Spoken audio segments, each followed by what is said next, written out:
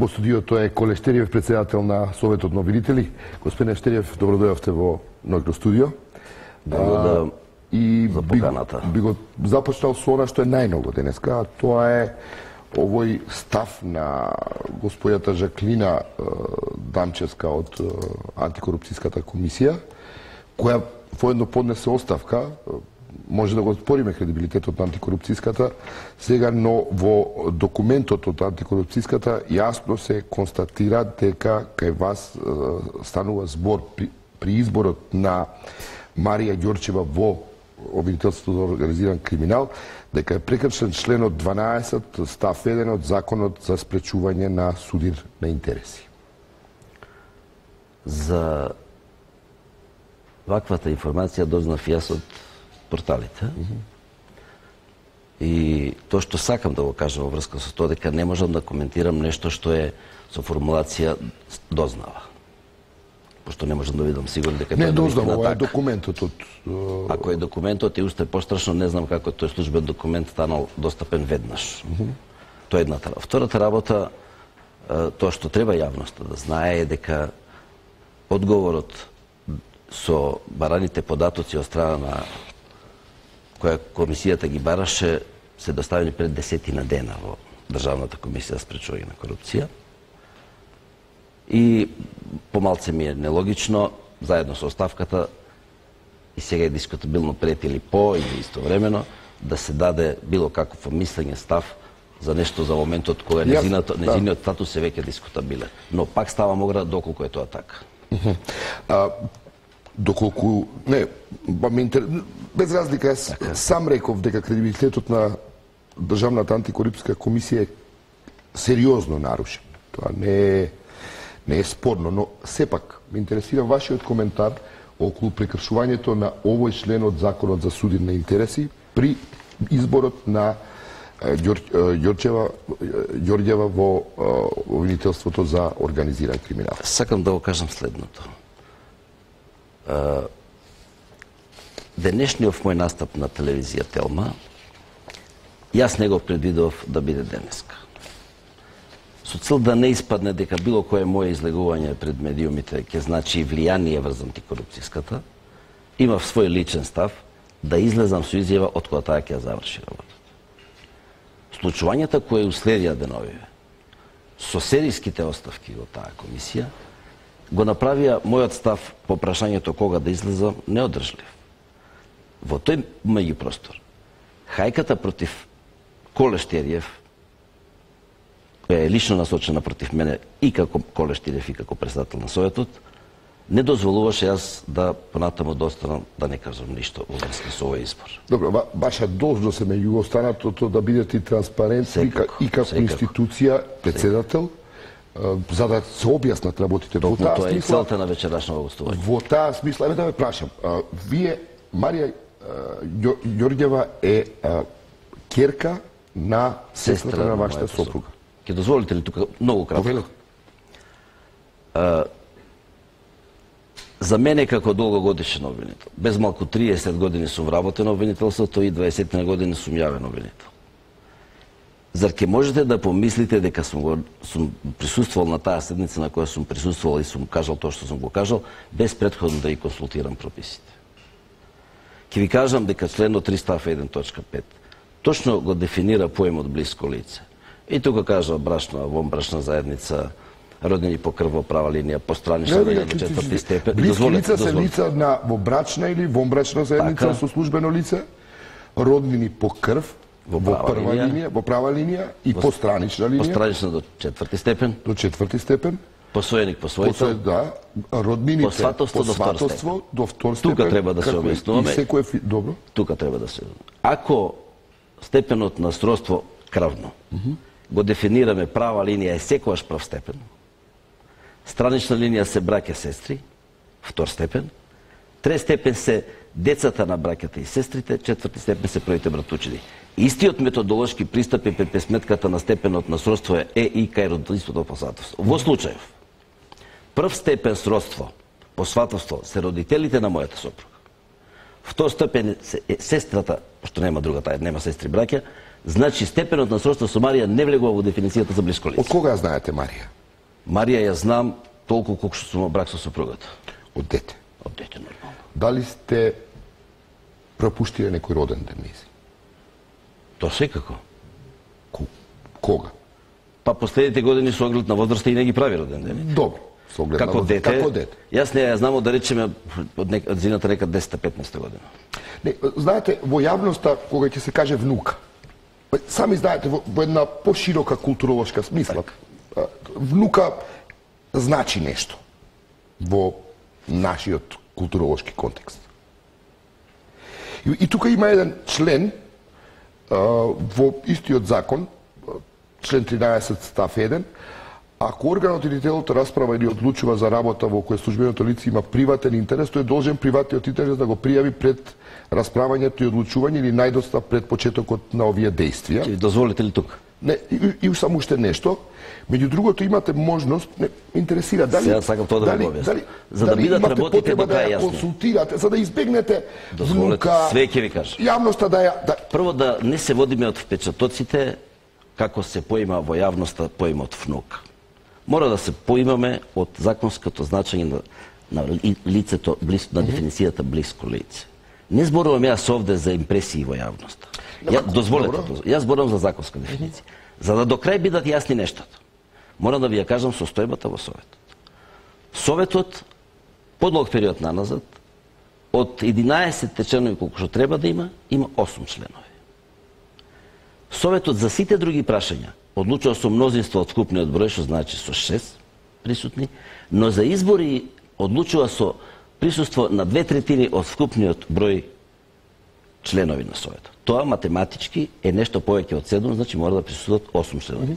Толку е вкупниот број на членови на Советот во тој момент. Друга додатна една работа. Дозволете, сакам да кажам требаше да обезбедите мора да се работи. Дозволите што докато па ќе видите што сакам да кажам. Истовремено, во обвинителството за организиран криминал и корупција, кој брои 10 јавни обвинители, на 7 јавни обвинители, мандатите им беа истечени и временото упатување им беше истечено. Значи од 10, 7 се со истечени мандати. 6 од нив на 27.1, 7-та на 5.2.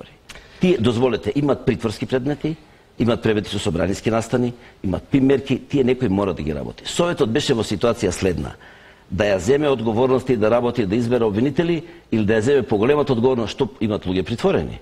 Имат мерки, имат превети за судење, имат собраниски. Советот не можеше ништо друго да направи освен да изврши избор. Но ќе се сложите дека имате деликатна ситуација.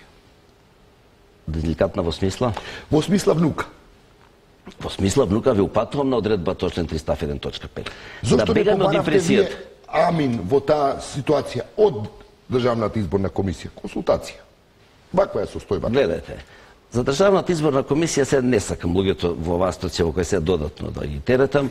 Некни во некои од порталите прочитав или од медиумите, најдоброто од нив е нивната оставка. Тие навистина си го преспаа мандатот.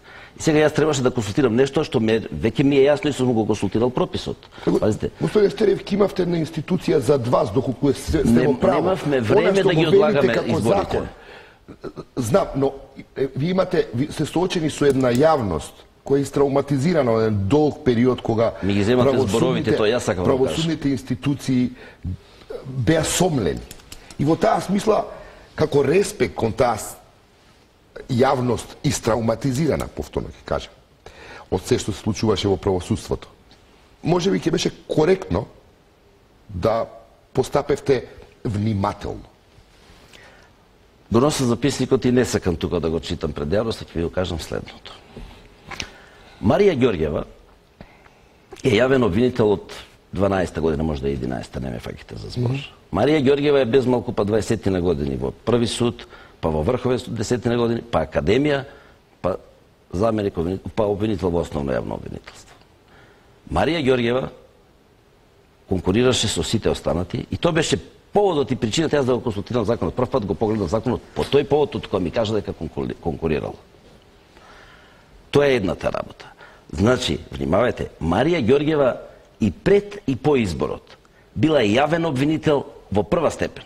Постапувала во основното обвинителство пред основниот суд Скопје 1. По изборот, Марија Ѓорѓева е јавен обвинител од прв степен, постапува во обвинителството за организиран криминал и корупција. За да направиме паралела и пандан. Судиите кои работат на материјата од организиран криминал и корупција, во судот ги распоредува председателот на судот со годишен распоред. Знаете, тоа е, дозволете само да завршам, ве молам. Тоа е една вертикално движење во кариерата. Таа не е избрана во висше обвинителство, не е во републичко, не е по прв пат избрана, не е ново вработување. Ме разбирате, со незиниот избор не е создадена некоја ново настаната ситуација од која сега јас некаков бенефит можам да имам. Ако сега да зборуваме за некои нешто само да ви кажам, уште нешто да ви кажам. Од вкупно 8 членови на Советот кои присуствуваат на седници по функција и јавниот обвинител на Република Македонија. Работата на Советот е, Советот носи одлуки колективно преку поединечно гласање на членовите на Советот. Постапката на гласање согласно деловникот е, членовите на Советот гласат по азбучен ред по нивните презимиња. Јас се презивам Штериев и по таа логика сум заден на списокот. Значи, не сум прв па да сугерирам кој како да гласа. Нема можност да влијам над колегите кои имаат интегритет како да гласат. И воздржано гласате. Тоа доаѓаме до тоа. Од кога на колегите им соопштив, тоа го видовте и на вечерашнава емисија. Јас на колегите им реков, доколку Советот беше во можност да има доволен број членови, можда ќе беше најдобро да не присуствува. Да не може да скикате друга седница, но ден, истекуваа мандатите, тоа мора да го разберете. И во тој момент јас, пошто знаев за што станува збор, ги запознав членовите на Советот и се воздржав од гласање не затоа што законот тоа не го дозволува. Тоа ќе беше точно од морални причини се воздржав од гласање. Воздржаниот глас е глас против. Со останатите сите 7, без исклучок, сите 7 гласаа за Марија Ѓорѓева. Значи, Марија Ѓорѓева не е избрана со гласот на Коле Штериев. Марија Ѓорѓева е избрана со гласовите на останатите 7 члена. Јас сум воздржан, тоа е еднакво напротив, тој глас не се брои. Да ве прашам, кога сега би имале можност да вратите времето назад, така, дали ќе бевте попредпазливи? Например, да се изземете, да почекате наредна седница каде што ќе има кворум за гласање и да видите чиста работата и вие и пред вас и пред јавноста, за да не сме денеска во оваа дилема. Се разбира. Предпазливоста мене ми е дел од... Одговорете ми, дали би го... Дозволете. Дали би се коригирале или предпазливоста истото би го ми е направиле? дел од мојот карактер. Секогаш сум внимателен што и како постапувам. Во тој момент имав проверено за што станува збор, кажав јавно за што станува збор и постапив како што постапив и сега и тогаш сметам дека постапив законито. Видете, ако викнам некој друг да го толкува истиот член од законот околу тоа што е крвно, што не е прв... Немам дилеми ако е правник дека ќе истолкува вака. Но, она што е битно, и вие го знаете многу добро како правник, законот има слово и дух. Се разбира. Во контекст на духот на законот, дали имате проблем со суден на интереси? Ме прашав, затоа не случајно ме прашав. Вие учествувате во избор на некој кој сепак во нашиот културолошки контекст е и тоа како близок, тоа го знаеме сите ние. Со тоа и те како близок, дозволете... Колку ми се блиски децата на сестрата на мојата сопруга. И те како близок, не знам, тој веќе стварно доживување. Добро, еве да речеме, да. Културолошките аспекти, ви реков, тоа е во зависност од тоа како ги гледате работите. Јас го гледав и духот и словото на законот. Експлицитен е законот дека тоа не е недозволено дејствие. Моралните аспекти, мојата морална вертикала, беше причината за што ја изнерков пред членовите на Совет и останав воздржан. Дали исто ќе постапевте, доколку би можеле да го вратите сега ова, по сите реакции? И тоа ќе ви го кажам отворено. Во овој меѓу период, мојата помала ќерка беше 20 на дена во Австралија и последните 10 ги покварија медиумите и ми се јавуваше што е ова, како е ова. И веројатно за да ги поштедам членовите на моето семејство не би го направил. Но ако ме прашате легалистички, правнички, дали ова во ред? Во ред. Но, не, да сте вратам. Вие сте председател на Совет на обвинители. Така е. И ја имате и таа јавна одговорност. Се разбира. Како јавна личност. По таа смисла и ќерките како го доживеале. Нели, и јас имам семејство кое доживува мојата јавна, нели, појава и сите контроверзии околу тоа. И во таа смисла не заборавете. Дали бегате од моментот. Гласав воздржан. Но тоа е мојот внатрешен став кон моралните аспекти на состојбата. ве разбирам, но пак прашувам дали може би немке беше попаметно. Сега тоа е тема за дискусија, дали ќе беше попаметно. Попамет или во поголем интерес на кредибилитетот на институцијата која ја водите. И тоа сакам да ви го кажам. Сакам да ви го кажам. Да го толкувате законот малку повеќе во една етичка, во етички контекст. Вие разбирам поентата. И веројатно и вие кој член кој живее се движи по овие улици сте под импресија на медиумите кои ова прашање го држат отворено подолго од месец дена. Ако бидете искрени према себе. Значи, вашето мислење не е без влијание на тоа што сте го прочитале во врска со ова. Ќе дозволите. Добро. Така. Ако збориме за Советот на јавни обвинители и целото наше општество, 10 години беше истрауматизирано, целосто истрауматизирано и готово анестетизирана беше јавноста да реагира на било што. Сите бевме во траума. Да. Со настанатата промена, потполно ја разбирам сензибилноста, големеното ниво на сензибилност на јавноста. Која сега очекува принципи, очекува етика, очекува нови вредности. Токму тоа. Да не заборавите, претходната гарнитура со медиумите се однесуваше на начин, ако не ги откуваше, ги затвараше. Знаем. Тоа сите сме современици на таквите нешта. Сега, јас од кога дојдов во Совет, односот кон медиумите и транспарентноста е на едно сосема друго ниво. После секоја седница или има изјава, или ги повикам новинарите горе, не ги чекам пред зграда за да им кажам. Друга работа. Па на ваше место во мој случај јас ќе излезев одамна да го објаснам ова што ако ме прашувате. Па ние имаме секој различен период. Добро. Секој има различен. Ја ви кажав, јас не сакам да излезам, очекував антикорупцијската да си ја заврши работата, па и тогаш во зависност тој ќе се сложев или неки да кажев тоа што имам да кажам. И сега имате антикорупцијска. Не е тоа за мене антикорупцијска. Тој член во оставка кој напишал што напишал, може од револт, ако напишал потенцира, може од револт, не ги знаеме мотивите зашто е тоа така. Не, она се повикува исто така на закон. Ве разбира. И сега вие имате право да држите становиште антикорупцијска одлучила. И тоа одлуката, ако е тоа одлука, пошто тоа они дават препорак, она направила службена белешка, така е. Ова е службена белешка. Така. Службената белешка не е одлука на комисија. Тоа е мислење на еден член. Таму нема никој да одлучува сега да право. Тоа е таа еден негативен аспект на оваа ситуација сега. Јас навистина не сакав сега, сакам да бидат работите готови, и да излезам со свој став. Тоа беше мојата интенција, зашто јас не излегов после сите. Имав малце еден условно речено еден хендикеп, пред минатата недела бев во Лондон службено и точно во тој период излегле серија написи на кои јас не можев да одговорам. Не можев да одговорам, после причина што не бев тука. Па имало написи од Коле Штериев не одговара на повеќе, се крие и не знам. Сите тие текстови се собрани и јас ги имам. И се ми се прочитани. Сакам да ви кажам следното. Не заборавете. Не гласав за Марија Ѓорѓева, гласав воздржан, гласав присуствував на седницата што тоа ми е работа. Советот мора да се иземале од гласање. Не сум можел, ќе нема кворум. Зошто не ја закажате седницата другиот ден? Истекуваа и истечени беа мандатите, како не ме разбирате. Советот беше во ситуација или да си ја врши работа или да не си ја врши. Ако не, нема да пропадне светот. Колку работи има живи предмети, има собраниски предмети, има живи притвори, има живи мерки. Тоа, господине Штериев, бидејќи треба да се постапува со кредибилитетот на Советот на обвинители во тие предмети кои ги живи, кои ги изборуваат. Сега и тоа сакам да ви кажам. Советот не одлучува по предмети. Ме разбирате? Кредибилноста на одлуките по конкретните предмети ја дават кредибилноста на обвинителите и судиите кои работат по тие предмети. Добро. Советот е независно тело кое е самостојно тело кое се грижи за независноста, самостојноста на јавните обвинители. Добро. Подлог период наназад. Истите тие десетина години кои ги спомнавме. За жал, Советот само беше гола трансмисија на желбата, ќе речам, на јавните обвинители. Не, јавните обвинители добиваа налози од власта.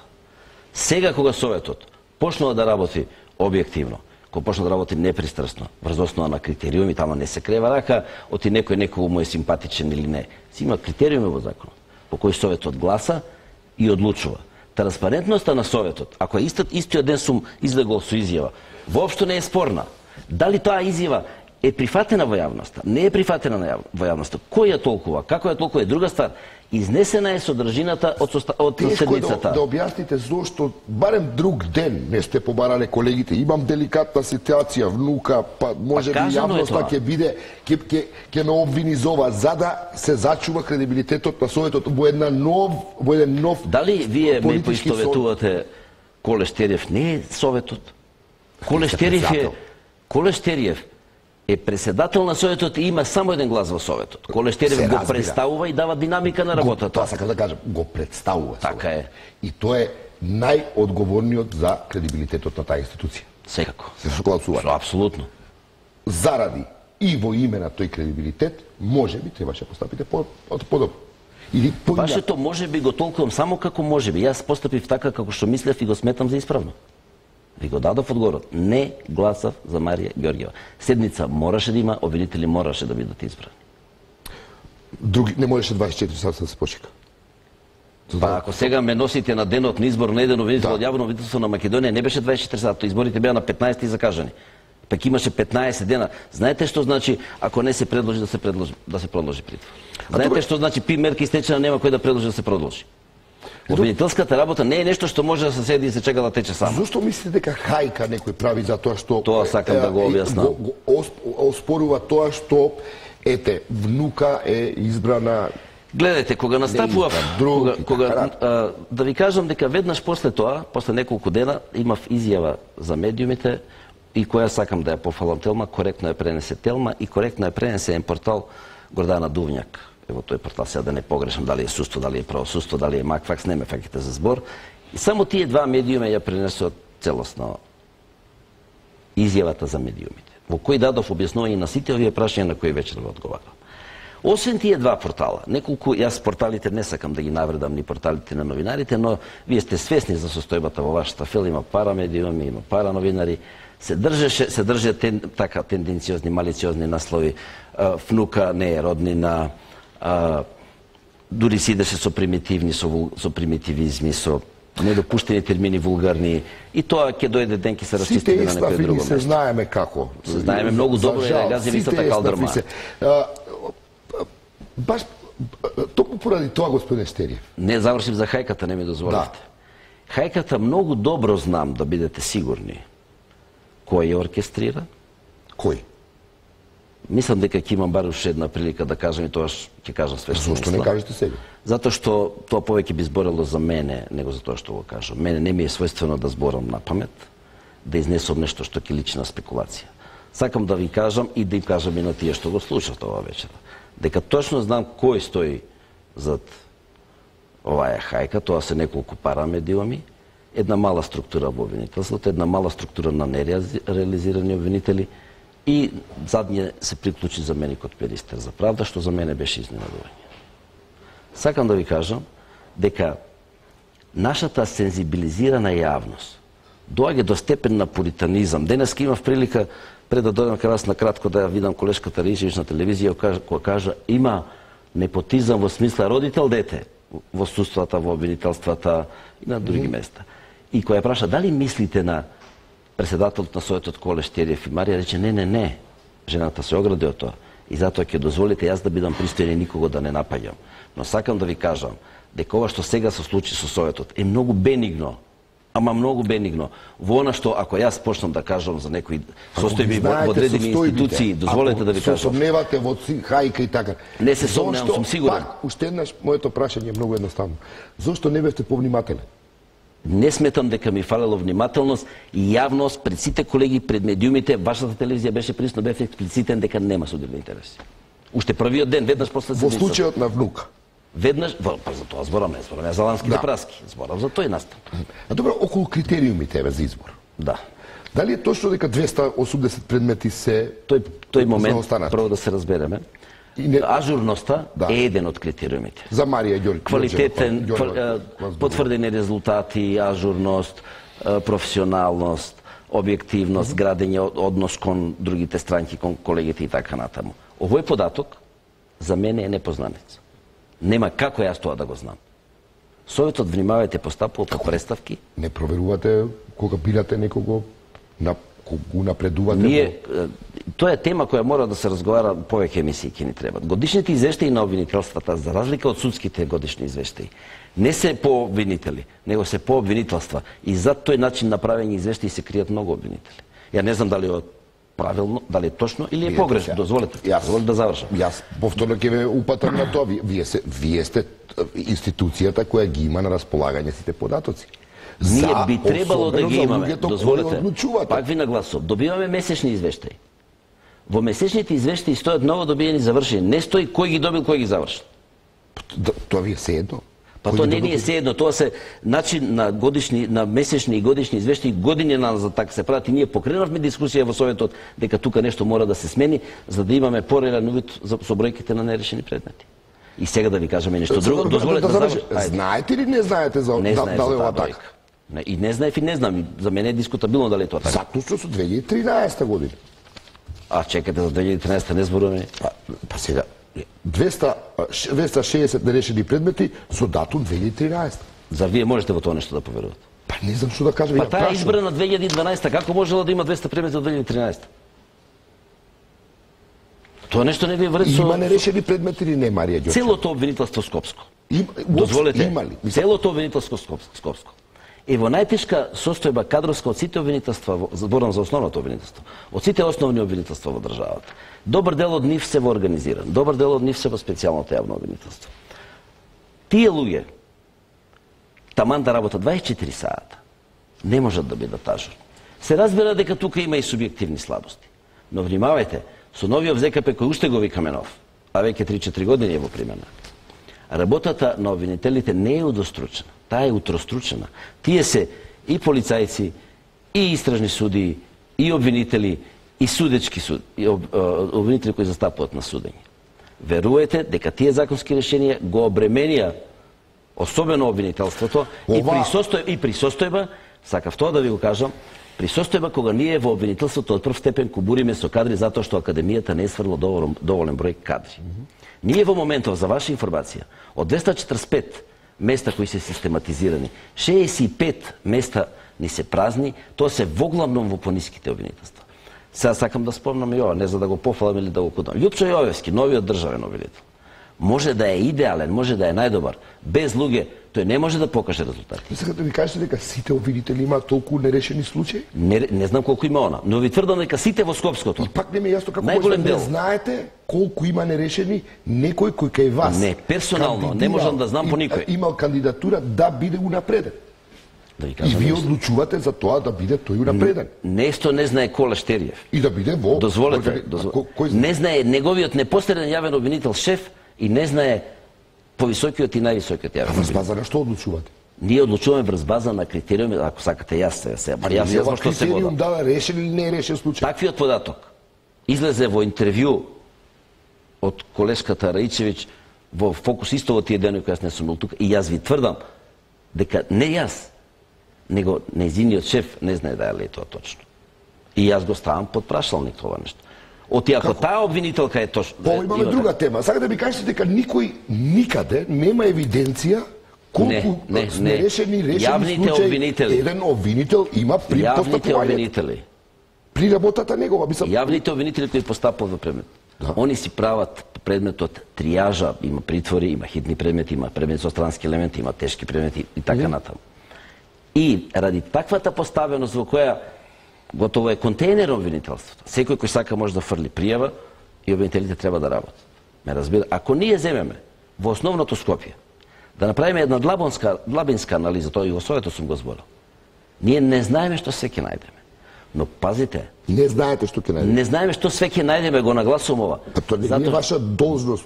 Не, тоа е должност на повисоките обвинителства. Повисоките обвинителства вршат контрола, непосредна контрола на пониските. Тој кој треба... Советот постапува по представки и добива податоци. Не врши контрола директна и непосредна. Добива податоци, ама и бара податоците да ги добие.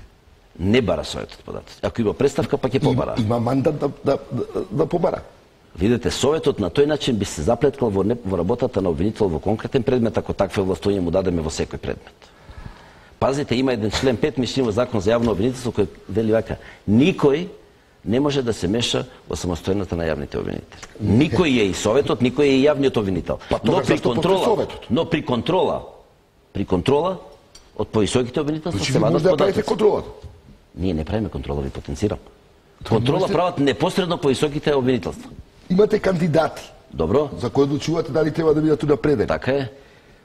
Барате податоци за нивната Имаме работа. нивни персонални листи. Они сами си ги прават. Не. Депонирани се во Советот персоналните листи, како се движеле во кариерата. Јас зборам за себе. Преку работа во втора степен во жалба. За сите од нив имам изградено слика. Преку представки, дозволите, преку представки и поплаќи кои доаѓаат во Советот. За сите од нив имам изградено слика. И тоа, ќе ви кажам, тоа не е субјективен критериум. Не сакам да го отворам записникот, ако сакате да ме носите на другата страна кај колешката Ричевичот, ја да ви кажам, се бира 7 обвинители, конкурира 15 обвинители. Дозволете. А само за Лидија Ричевич се отвара обвинителите и за Марија Ѓорѓева. Марија Ѓорѓева, има ли објаснување зошто мистериозно исчезна од специјалното јавно обвинителство? На почетокот ево тимот на специјалното јавно обвинителство, потоа ја разрешуваат од таму. Ќе ве упатам на изјавата на јавниот обвинител Љупчо Јовевски, непосредно после извршениот избор, кој во медиумите беше пренесено јавниот обвинител го оправда изборот, кажа дека нема сознанија, побарал нема сознанија дека е одстранета од тимот поради неквалитет во работењето, тука поради тоа што обвинителката Јанева проценила дека 2 обвинителки не и треба. Тоа се негови зборови, не се мои. Што јас мислам за тоа? Јас мислам за тоа дека во тој момент, пошто она беше таму едва 2 месеца, јас мислам, или 3. Кратко, многу. Така. Она и уште една незина колешка. Уште една колешка незина. Не беа дадени... се заблагодарија за... Не беше наведена никаква ни формална, ни суштинска причина зашто е тоа така. Но знаете, има разни шпекулации, но јас не би навлегувал во спекулации. Јас исто не би навлегувал во спекулациите, тие се сепак само шпекулации. Но вие како совет на обвинители треба знаете за што се работи. Ќе ви го кажам и тоа. Во едно претходно моје интервју за една телевизија бев прашан и бев кажав дека привидот за обструкција на работата на специјалното обвинителство од Советот не беше привид, беше состојба. И тоа беше на вистина така. Јас сум година и пол таму, ви реков, и имав прилика да присуствувам на 2 или на 3 извештаи која Каплица Јанева ги имаше кај нас. Предходното раководство праеше се да ја обструира колешката Јанева, да ја оневозможи во нејзиното работење кој што правеа другите институции. Не беше во можност. Првите извештаи беа искудни, да бидам искрен. Не можете вие да видите во тој дел пак нема никаква прича, не е ништо наведено. Но вие барате повторно, викам, вие сте прв човек на Советот на обвинители кој го има зашто правото зборуваме, само кажете сега. Да кога бира обвинител да биде унапреден во организиран криминал, да се бави со може се највисоките дела, најсериозни, имате сите инструменти на располагање согласно и законот. Да ви ја кажам процедурата ќе биде добро. Да ви ја кажам процедурата ќе биде добро. Ги расчистите. Колегите аплицира. Незавршени предмети, завршени предмети. Не. Значи, не. Одговорноста при изборот е постои Советот. Е одговорноста. Огромна. Се разбираме. И ви тврдам дека Советот донесе одговорни одлуки. И тоа ќе го покаже времето. Избрани се соодветни кандидати, примери се во обвинителската фела, многу добро одлуките на Советот. Мала група што квалификација да е одговорна или не. Јас мојата работа да поставам прашање.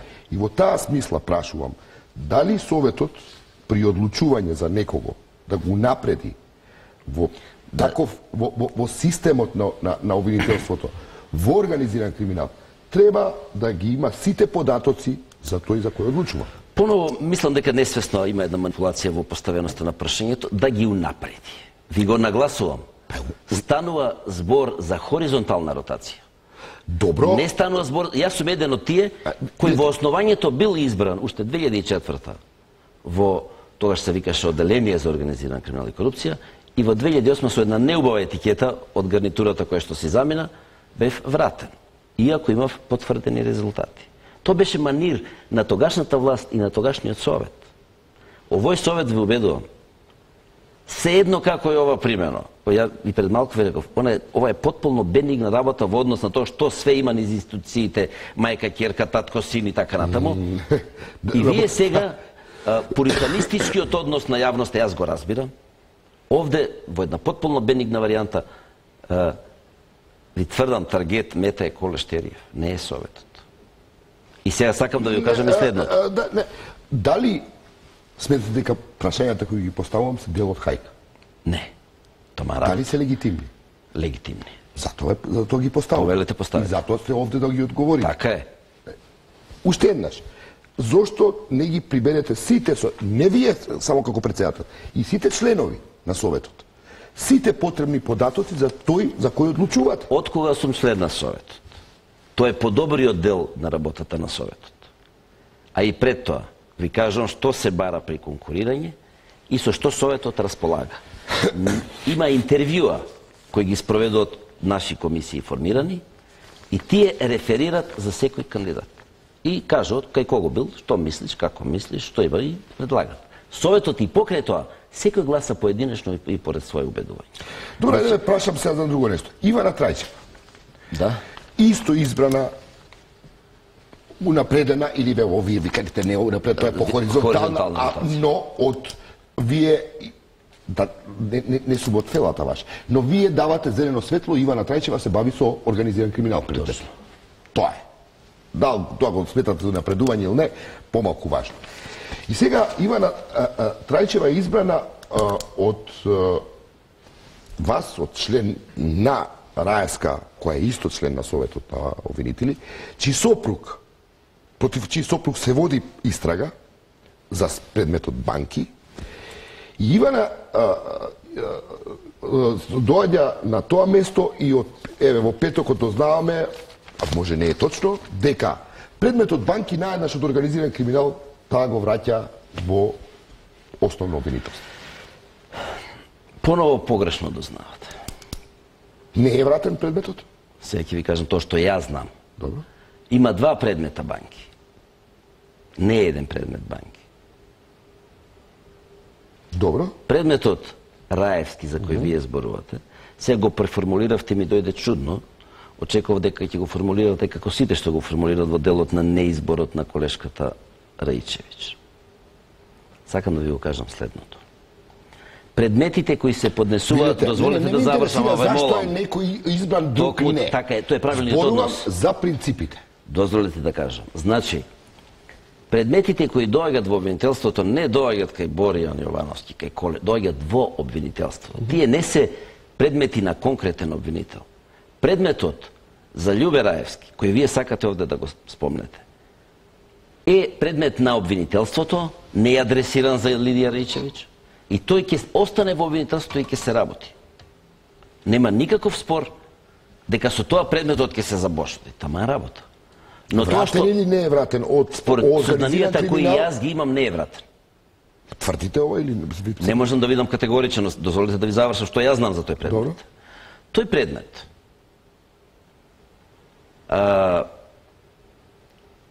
е во, за јавноста сега ова не значи, што е РО, заведен во РО, колку јас знам. РО е настан, не е, се истражува настан, не се истражува зло и е предкривична постапка.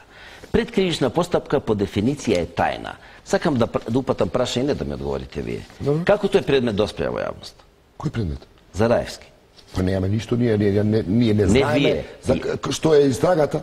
Знаеме, објавене, го објави. Ма нема истрага, како не разбирате? Макфакс го објавува, како не разбирате? информацијата, нема истрага.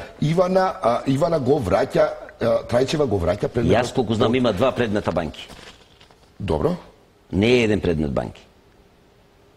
И тој предмет, колку јас поново знам, и ви кажам дека е оф рекорд, не е вратен во основното обвинителство. Не е вратен, добро. Сега да ве прашам околу овластувањата на Советот. Добро. Например, може да одлучувате за привремено оддалечување од функцијата на јавен обвинител. Може. Тоа се вика суспензија, за да разбере. Дали мислите дека во најмала рака не е незгодно господјата Раевска, чиј сопруг е под истрага? Не е под истрага, внимавај. Не е под истрага. Предистражна постапка. Предистражна постапка. Дека е малку незгодно истата Раевска да бира кој ќе биде обвинител, кој ќе работи на организиран криминал. И тоа ќе ви го кажам. Во делот на колешката Лидија Речевиќ не е коректно да отворам записник, го има. Дозволете да зашто зборувате за јас не дозволете така тргна работата, да не се правиме наивни, мораме да го видиме коренот. За принципи зборуваме. Зборуваме врз база на информации кои ние како јавност ги имаме и ја користам приликата да вас ви давам можност да објасните. Еве, тоа го правам сега. Значи, вашето прашање е дали е во ред да бира обвинител кој ќе постапува по предмет. Формулацијата е некоректна. Она бира обвинител, односно не по предмет, бира обвинител кој ќе биде во организиран криминални. Учествува во избор на јавен обвинител во јавното обвинителство за организиран криминал и корупција. Како тргна целата работа и во тој дел? Тргна со тоа што како не била реизбрана Лидија Раичевиќ и веднаш се поврза со, дозволите, јас ги следам сите работи, текстовите ми се собрани. Затоа што работела на предмет за сопруг на обвинителка. Не, јас пак прашувам, дозволите да ви завршам. Од законот за не разбира, само сакам да завршам, ако дозволите. И ве прашувам, дали е во ред етички да член на Советот, чиј сопруг е под истрага. Нагласувам, не е под истрага. Не е под истрага, тоа се или истражни добро. Предистражни. Е во ред да одлучува за избор кој обвинител ќе биде кај ќе работи. Мислам дека и ова прашање не ви е доволно коректно, не ви знам мотивацијата. Сакам да ви го кажам тоа што ви кажав пред 10 минути. Советот има 8 члена, не може никој да отсуствува од работата. Сакам да ви кажам. Сакам и во тој дел да се дискутира. Предметот не е персонално даден на било кој негово на обвинителство. Тој предмет ќе продолжи да се работи. Сакам да ви кажам тоа дека тој предмет излезе во јавноста и само тука немојте да инсистирате повеќе да кажам. Излезе на веб страната на јавното обвинителство во првиот момент кога колешката Раевска не гласаше согласно очекувањето на претходниот јавен обвинител. Тоа беше многу низок удар. И ја тука ќе застанам. Јас тука не навлегувам во тоа. Но јас имам причина да го објаснам тоа. Јас да сум на неизино место, јас би побарал да бидам иземен. Ви реков, во тој момент немаше можности за иземање. Кога она тоа не го прави, мене ме интересира зашто Советот. На пример, за кој тогаш обвинител еве оваа надлежност ја искористи, да одлучува за привремено оддалечување од функцијата. Немојте да ги мешате тие работи. Сега ќе ви кажам.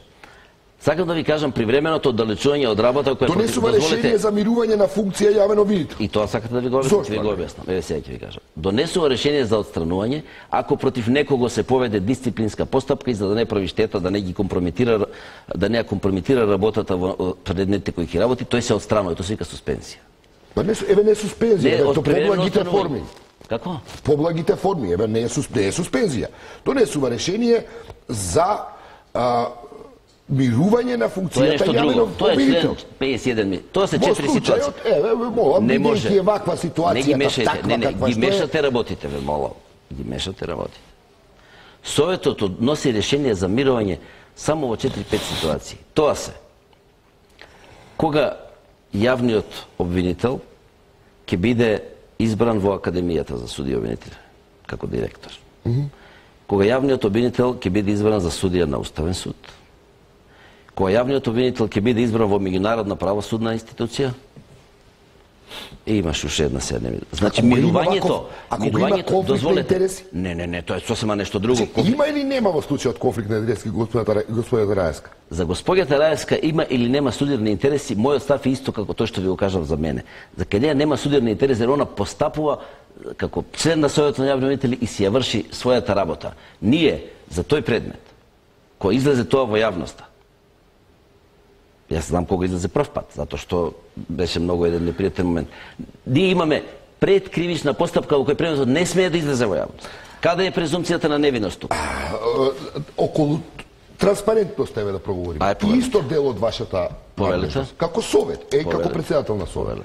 Зошто вие не информирате јавноста за многу предмети? Не.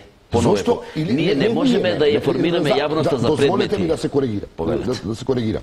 Зошто не барате од обвинителите да бидат коректни кон јавноста и да и соопштат не детали од истрагата кои можат да и наштетат на издрагата, но да и дадат информација. Зошто дозволувате да сега, еве ова, случајот банки или не знам што, да се тркала како шпекулација? Тоа е меѓу другото. Немојте да ги мешате. Советот е независно тело надвор од обвинителската организација. Знам, но со надлежност и мандат да ги коригира. Не да ги коригира. Да упатува. Ај земете член 10, видете ја надлежноста. Што е? Може ли да... Доминантна надлежност да избери и разрешува. Нема да сугерира. Добро. Никако не може да сугерира. Па во смисла на транспарентноста, која е вашата Во надлежност? смисла на транспарентноста, пошто едино во обвинителство сум работел, на обвинителството му се забележува за транспарентноста. У оние времења кога бевме обвинителство како што треба во социјализмот, не смееше да се излезе со изјава во јавноста додека обвинението не стапи во правна сила. Видите, не сме во социјализмот. Дозволете сега. Сега, работа е во Јавно здравство на Македонија има оддел за односи со јавноста од пред 4-5 години. Све што треба да излегува во јавноста, излегува преку одделот за односи со јавноста и тоа е оценка на јавниот обвинител и на пониските јавници, но тоа мора да излезе преку јавното обвинителство на Република Македонија. Значи во тој дел Советот нема апсолутно, нагласувам, апсолутно никакви надлежности. Дали е надлежно да постапувате по поплаки на граѓани? Секако.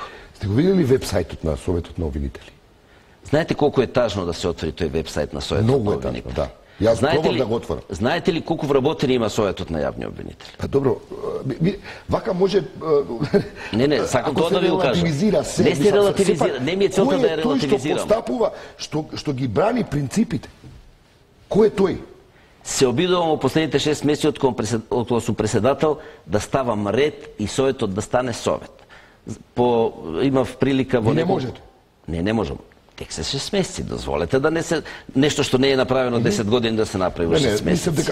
И јас ќе го прифатам, не може, виж, тоа ќе биде одговор на прашањето. Не, прашувам што е проблемот. Сакам да бидеме коректни, да го задржиме нивото. 10 години, 9, коректно е да се каже, од 2008. Советот бил готово привезок на јавниот обвинител. Го реков тоа пред малку. Се опредметувала желбата на владачката гарнитура преку јавниот обвинител. Таквата работа, од која сум преседател на Советот, нагласив, или пред тоа реков дека ќе се залагам единствено за законито работење во Советот. Тоа е во првиот записник кој сум присуствувал во септември 2016 година. До ден денеска ве убедувам дека ме интересирам само законито работење. Во делот на веб страната, знаете кои се нашите вработени? Еден генерален секретар, една архивака, една сметководителка и една која ни е кафекуварка и носи. И сега како јавно што... И дозволете. И сега имаме две лица кои не се со решен статус од националностите за да се исполни квота, кои ги користиме и ние повремено дечкото ја... Тоа значи дека вие не можете да ги остварите вашите законски... Ние немаме капацитети тоа да го правиме. Не можете да ги остварите вашите законски обврски. Без своја вина сме ставени во таа ситуација. Зашто ви даете оставка?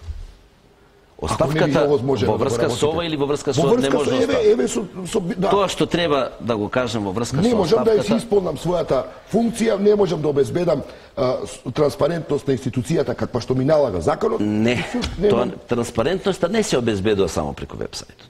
Еден инструментите и алатите. Океј, еден, но битен. Мојата прва пресконференција како председател на Советот, кога за прв пат новинарите беа повикани во сала, а не пред зграда, беше ветувањето дека ќе ја подигнам транспарентноста на работата на Советот и ќе бидат увек известувани за работите на седниците на Советот. Тоа е така до овој момент. Секогаш новинарите, вклучително и на таа седница за која сум денеска тука, тогаш другите немаат трпение, Телма имаше трпение, вашата колешка Елена беше присутна и дадов изјава. Дали тоа е израз на нетранспарентност, дали е тоа израз на криење или само не работи... Не е транспарентност, транспарентноста предвидува многу други информации. Се разбира, но нашите можности и технички и персонални во моментот се тие. Ме разбирате? Кој ќе дигне глас да рече не може ова, не може вака да функционира? Па еве, тоа се одвива во моментот. Советот е сега исправен пред многу тешки задачи, одма да ви кажам. Ние имаме сега распишано 17 шефовски позиции за избор. И од кога Советот почна да работи без да трпи притисоци, за мене се потполно нормални и очекувани ваквите непринципиални атаци врз Советот и врз мене. Добро, заменикот министер побара да се дадете оставка. Ќе дадете ли оставка? Некаде овие денови кажав дека во овој момент моите размислувања не одат во таа насока. Но ќе ми дозволите 2-3 збора да кажам за изјавата на заменикот министер. Заменикот министер за правда Оливер Спасовски е и мој и ваш министер. И ние, дали како стручна, дали како општа јавност, имаме право да ја оценуваме неговата работа. Тој според мене, иако се огради дека дава една лична изјава, јас ќе верував дека е тоа така, ако останеше на изјавата која даде во хотелот во кој бевме заедно пред да ја даде таа изјава и седевме еден до друг. И ја даде на еден за мене потполно несоодветен начин и се најде во една недозволена позиција во однос на Советот, во една офсет позиција, недозволена од повеќе аспекти. Затоа што како извршна власт се меша во работата тој го кажав. на правосудните... Затоа што не се меша во работата, ќе бидам јасен, сосем експлицитен. Или како сакате. Од како представник на извршната власт, не знам како смета дека е дозволено.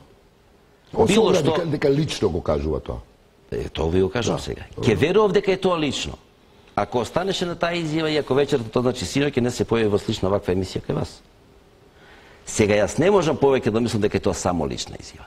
Но пошто денеска остава малце нејасноти и таа, сакам да бидам категоричен и експлицитен. Оливер Ристовски и неговата изјава ја гледам како недопуштена не само од причина што представник на власт тоа не смее да го прави. Затоа што он со тоа не ми прави мене штета. Ми прави, но поголема штета прави на владата чиј член е. Тоа е едната работа. Недозволена е од причина што такво едно фемкање, несигурност, смешкање, па да, па лично, па мислам, да, мислам, е недопуштена. Тоа не беше искажан став категоричен. Не беше искажан став издржан и да каже врз основа на што тоа го прави. Он дури рече, може таму законски се е во ред, но од морални причини. Видете, недопуштеноста е во тоа што не може да си дозволи еден заменик министер во правда да биде неподготвен за тема која цел месец е во медиумите и да не отвори да го прочита закон за судирни интереси. И американскиот амбасадор исто дозволете, само да завршам ако сакате. Тоа е вториот момент на недопуштеност. И затоа сакам да кажам дека третиот момент на недопуштеност е со тоа он се сврста во таа една непринципиелна една хајка која се води против Коле Штелев као председател на член на Советот на јавни и член на Советот на јавни обвинители. И оставка ќе дадете или не? Ви кажав, во овој момент... Не размислувате во таа насока. Во овој момент, моите размислувања не одат во таа насока и сакам да ви го кажам и следното. Коле Штелев во Советот избран 2016 година како представник на листата на заедниците. Што значи тоа? Тоа значи дека за Коле Штелев гласала целокупната обвинителска фела, не само во Скопското обвинителство. И во тој дел кој се гласал, легитимитетот е малце појак од обичните гласања, од обичните по висши обвинителства. Тоа е едната работа. А во моментов не мислам дека треба, не одат моите размислувања во насока на давање оставка од причина што сметам дека нема незаконито постапување. И поготово не во овој момент. Замислите, во овој момент, ние пред 10 може месец дена се ме фаќате за збор, имавме еден таков ланчан. Дали мислите дека амбасадорот Бејли не нема многу време дали амбасадорот Бејли исто дел од таа хајка? Тома работа, тоа сакам да го кажам сега. Тој јавно го оспори етичкиот момент на Јас сакам да ви кажам и да ве упатам да го видите изворно, вие веројатно имате боле енглески од мојот и да видите како точно гласаше на изјавата на амбасадорот Бејли.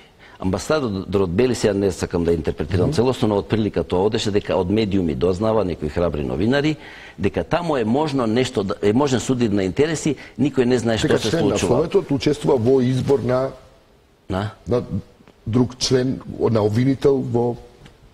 Ја ќе ве упатам да погледнете повнимателно, се не сакам да интерпретирам, но сакам да ви кажам следно. И дека е тоа недоречено. Не е јасно што се случува. Сакам да ви кажам дека ја поздравувам изјавата на амбасадорот Бејли од следните причини. Поддршката која американската амбасада долги години назад ја дава и во обвинителството, и во реформите, во јакнење на капацитетите на институциите е драгоцена. На негово место и ја би ја дал таа изјава. На луѓето не им е свејсто да вложат да нема некаков фидбек од тоа. И сега, таа изјава не беше коректно пренесена и сега поново председателот Коле Штелев нуката. Не се пронаоѓате во таа изјава? Нигде? Јас лично како Коле Штелев не се пронаоѓам во работата на Советот на таа, гледам работата на Советот на таа седница, но ве упатувам да ја погледнете. За жал не сте ја погледнали внимателно. На таа седница спомна како што е изборот на Марија Ѓорѓева. Овие денови, 10 на 15 дена назад, можда месец дена, Советот има одлична соработка со Американската амбасада. Имав контакти со политичкиот представник на Американската амбасада, со правниот представник на Американската, со представници од ОПСЕ. На седницата за избор присуствуваат членови од ОПСЕ. И до една невладена организација Мешчини институт за човекови права. Не е работата на Советот нетранспарентна. Неговата изјава ја разбирам само така. Ме разбирате? Но понатамашното елаборирање на неговата изјава, веќе воопшто тие што далje ја пренесуваат, не ги интересира што тој рекол, него е битно да има употребна сврха во хајката која е веќе во тек. Не ве разбрав. Мислите дека не се однесува неговата изјава на изборот на Марија Ѓорѓева? Да. Мислите дека не се однесува? Сум сигурен во тоа, ако погледнете изјавата ќе видите и вие. Господине Колестериев, благодарам што бевте гостин во ноќното студио и што, Јас ви благодарам за поканата и мислам дека беше кратко времето. Па 1 сат сме точно. Значи лета времето. Ви благодарам уште еднаш за поканата. Ви благодарам. Тоа беше се за ова издание на ноќното студио. Ви благодарам за вниманието и до гледање.